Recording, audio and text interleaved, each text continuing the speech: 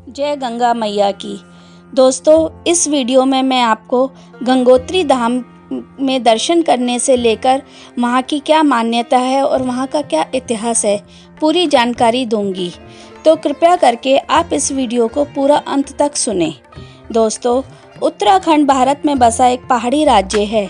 यहाँ पर बहुत से देवस्थान स्थित हैं, जिस कारण से इस स्थान को देवभूमि भी कहा जाता है। उत्तराखंड में बैसाख की अक्षय तृतीया को गंगोत्री धाम के कपाट खुलते हैं। कपाट खुलने के बाद ही वहां पर यात्रियों के लिए यात्रा शुरू हो जाती है। आज हम आप सब भक्तों को इस यात्रा के बारे में बता रहे हैं। दोस्तों, अगर आपने हमारा चैनल सब्सक्राइब नहीं किया है तो इसे अभी के अभी सब्सक्राइब कीजिए और बेल आइकन दबा दीजिए, जिससे कि मैं आपको बाद में भी इसी तरह के वीडियोस बताती रहूँगी, सुनाती रहूँगी। दोस्तों, गंगोत्री धाम से गंगा नदी बहती है। वैसे तो शास्त्रों के अनुसार माँ गंगा गौमुख से प्रकट हुई है, लेकिन हम गंगोत्री को ही गंगा माँ का उद्गम स्थान मानते हैं। यहाँ से गंगा अपना 2500 किलोमीटर का सफ़र तय करती हुई बंगाल की खाड़ी में मिल जाती है। गंगा नदी का हिंदुओं में बहुत ही महत्व है। यहाँ पर सर्दियों में बहुत ही ज़्यादा बर्फबारी होती है, जिससे कि यहाँ के रास्ते सारे बंद हो जाते हैं। सदियों से चली आ रही परंपरा के अनुसार माँ गंगा को डोली में विराजकर शीतकाल समाप्त होने के बाद मुखबा से गंगोत्री धाम लेकर जाया जाता है और पूरे विधि विधान के साथ उनकी पूजा अर्चना की जाती है। यहाँ पर फिर भक्तों का आने का सिलसिला शुरू हो जाता है। ज़्यादातर भक्त अपने चारों धाम के कार्यक्रम में सबसे पहले यमुनोत्री धाम जाते हैं, वहाँ से फिर गंगोत्री धाम आते हैं। यमुनोत्री से गंगोत्री की दूरी 222 किलोमीटर है। यमुनोत्री से गंगोत्री आने के लिए वापस धरासू आना पड़ता है। धरासू से उत्तरकाशी और हर्षिल होते हुए गंगोत्री धाम पहुंचा जाता है। दोस्तों, आज हम आपको सीधे हरिद्वार से गंगोत्री धाम की यात्रा के बारे में बता रहे हैं। गंगोत्री धाम पहुंचने के लिए सबसे पहले हरिद्वार पहुंचना होता है। हरिद्वार आप रेल मार्ग या सड़क मार्ग से आ सकते हैं। हरिद्वार में काफ़ी संख्या में होटल और आश्रम, बहुत सी ठहरने की सुविधाएं उपलब्ध हैं। हरिद्वार से गंगोत्री धाम 287 किलोमीटर की दूरी पर है, जो केवल सड़क मार्ग से जुड़ा हुआ है। गंगोत्री धाम जाने के लिए हरिद्वार से सुबह सुबह बस अड्डे से बसें चलती हैं और बसों का किराया भी ज़्यादा नहीं है। मात्र 250 से 300 रुपये के बीच में आप हरिद्वार से गंगोत्री धाम पहुंच सकते हैं। और इसके अलावा हरिद्वार में प्राइवेट टूरिस्ट एजेंसीज भी हैं, जिससे आप गाड़ी द्वारा जा सकते हैं और श्रद्धालु हरिद्वार से अपनी पर्सनल कार या जीप वगैरह से भी गंगोत्री धाम जा सकते हैं। लेकिन उसके लिए आपको सारे रास्ते की जानकारी हो और आपका ड्राइवर काफ़ी कुशल हो। हरिद्वार से गंगोत्री जाने वाला मार्ग काफ़ी अच्छा बना हुआ है और वर्तमान समय में हमारे माननीय प्रधानमंत्री जी द्वारा इस नई योजना के अंतर्गत राष्ट्रीय राजमार्ग का कार्य भी काफ़ी तेजी से चल रहा है। गंगोत्री धाम के लिए आपको रास्ते में सारी सुविधाएं प्राप्त हो सकती हैं। वहाँ पर आपको सारा आपकी ज़रूरत का सामान उपलब्ध हो जाता है। आमतौर पर ज़्यादातर भक्त मई और जून में ही जाते हैं। वैसे तो मई से लेकर अक्टूबर तक जाया जाता है, लेकिन जुलाई और सितंबर के बीच वहाँ काफ़ी बारिशें शुरू हो जाती हैं, इसलिए वो समय थोड़ा सा बारिशों की वजह से मुश्किल भरा हो जाता है, लेकिन आप उस समय भी जा सकते हैं।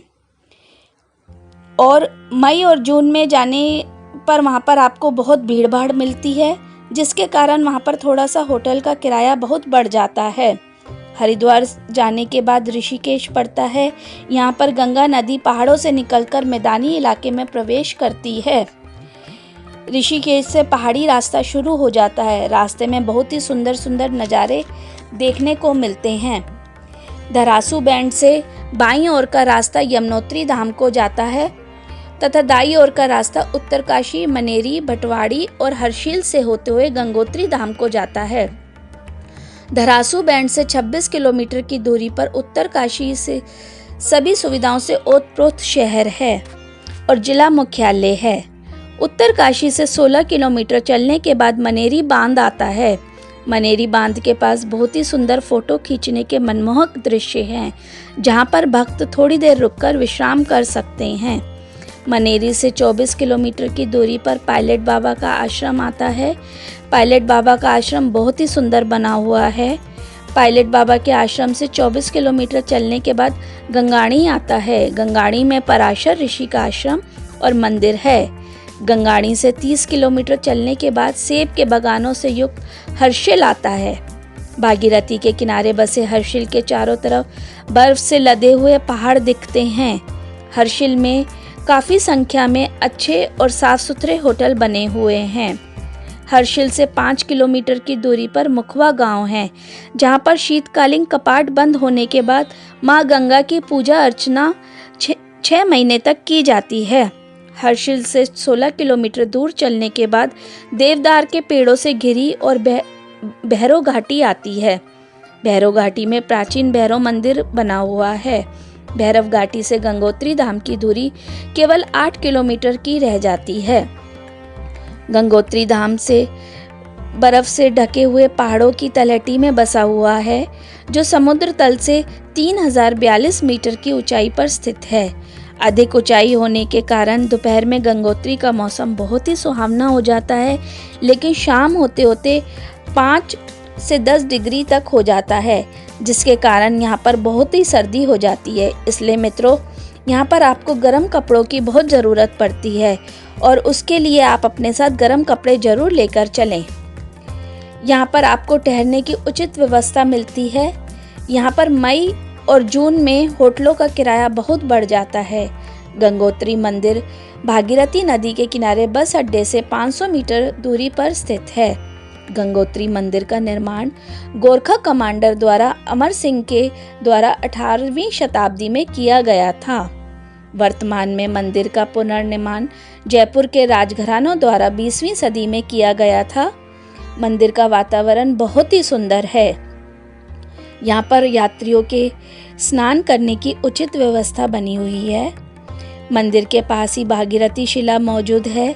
कहा जाता है इसी शिला पर बैठकर भगवान भागीरथ ने अपने पूर्वजों के कल्याण के लिए गंगा को धरती पर लाने के लिए तप किया था।